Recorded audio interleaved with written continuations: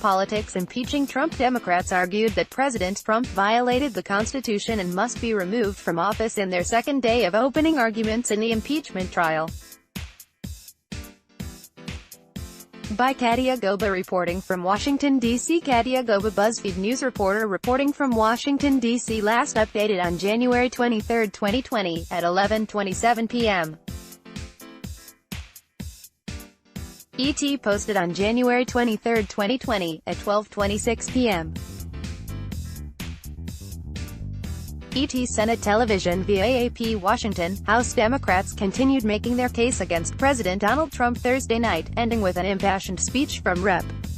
Adam Schiff on why senators must vote to remove the president from office. "You know you can't trust this president to do what's right for this country. You can trust he will do what's right for Donald Trump.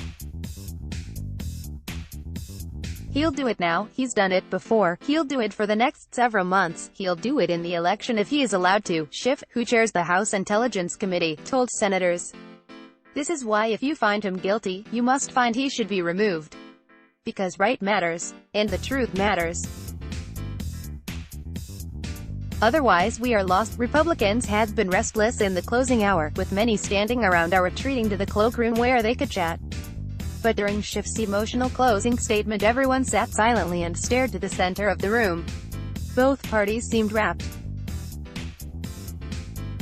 The last part of Schiff's comments tonight are turning out to be quite an emotional plea to the Senate. 3:31 a.m. the 24th of January 2020. Democratic Sens.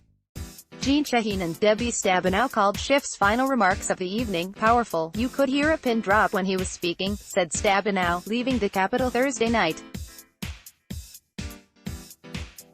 "This is a very serious thing that is being talked about here, for the president focusing on himself and not on the country and intimidating and coercing another country to do what he wants politically." Throughout the day Thursday, Democrats focused on applying the Constitution to the president's actions, further bolstering their impeachment case. The arguments followed Wednesday's presentation, in which House Democrats laid out a timeline of events to support the two articles of impeachment against Trump: abuse of power and obstruction of Congress.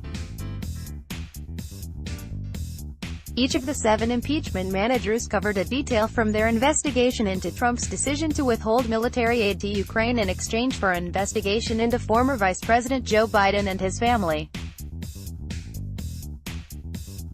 The Impeachment Today podcast gets you up to date with the day's most important impeachment news. Catch up on all the episodes, or subscribe on the iHeartRadio app, Apple Podcasts, Spotify, or wherever you listen to your favorite shows. House Judiciary Committee Chair Jerry Nadler kicked off the arguments on Thursday, making the case that Trump has committed high crimes and misdemeanors, impeachable offenses as defined by the Constitution. Republicans have argued that because Democrats didn't charge Trump with a crime, a violation of the criminal code, he should not have been impeached and should not be removed from office. But Nadler countered that the founders specified high crimes, as opposed to just crimes, in writing the impeachment section of the Constitution, calling it a deliberate choice.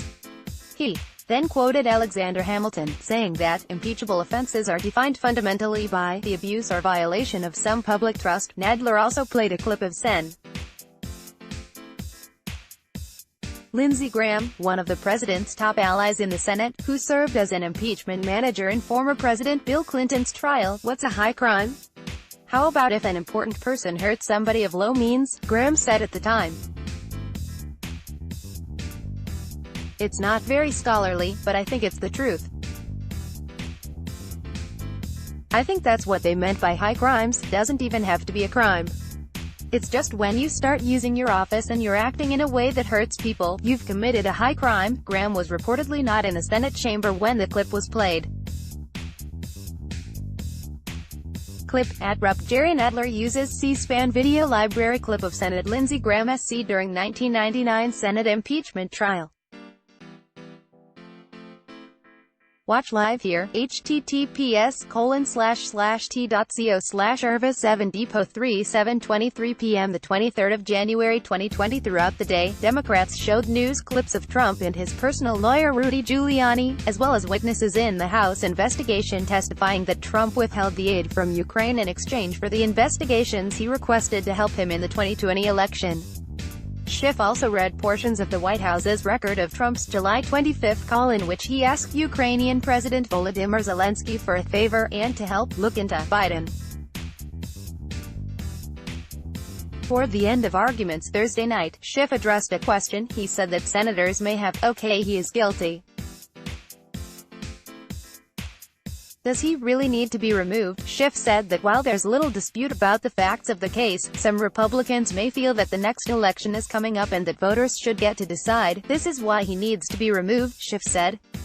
Donald Trump chose Rudy Giuliani over his own intelligence agencies. He chose Rudy Giuliani over his own FBI director, Rudy Giuliani over his own national security advisors. When all of them are telling him the Ukraine 2016 stuff is crazy Russia propaganda, he chose not to believe them. He chose to believe Rudy Giuliani. That makes him dangerous to us, to our country. According to Senate impeachment rules, the prosecutors and defense attorneys have 24 hours to make their case over the span of 3 days, leaving Friday for House managers to finish summarizing their case. The president's defense team will begin its opening arguments Saturday. The Senate will take Sunday off and return to the trial on Monday. On Wednesday, Schiff led the opening arguments. Democrat from California went as far back as 2016 when Trump, then a presidential candidate, called on Russia to hack his political rival, Hillary Clinton. Republicans are saying there's nothing new, but that's because they voted against subpoenaing documents and witnesses. Senators, per the rules of the trial, sat quietly while listening to the testimony. During Representative Hakeem Jeffries' testimony, a protester burst into the public gallery but was swiftly constrained and removed by Capitol Police. No other protesters have interrupted the proceedings so far. Senators will vote on whether to hear witnesses and admit new documents after both sides have finished opening statements. Chief Justice John Roberts adjourned Wednesday a little after 9:30 p.m. to applause from senators listening to testimony for nearly 9 hours. Thursday is likely to go just as late. "I'll listen to what they've got to say tomorrow," Republican Sen. Lisa Murkowski told reporters when she was leaving the building. "It's like sitting in front of the class or sitting in the front pew at church. You've got to pay attention. Let's block ads. Why?